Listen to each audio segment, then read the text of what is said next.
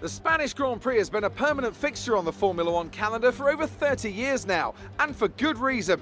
Do you remember Michael Schumacher's absolute dominance here in that rain-soaked Grand Prix in 1996?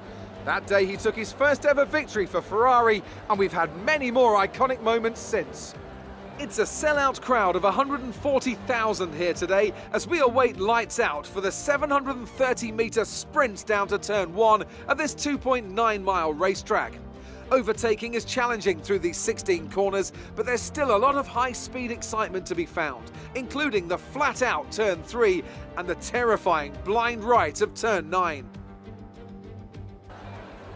Alongside me once again for coverage of today's race, it's none other than the great Anthony Davidson. Let's talk about Red. What do you make of their performance so far this season? They've been avoiding mistakes and have had solid pace, so it's been a good season so far, but whether they can keep that up long-term remains to be seen.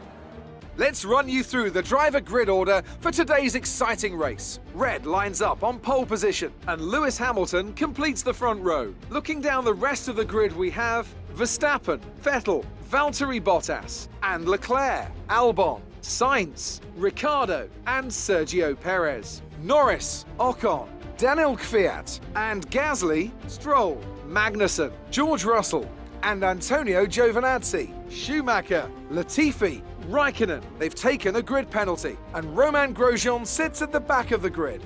Now, it's almost time for lights out, so let's go down to the track.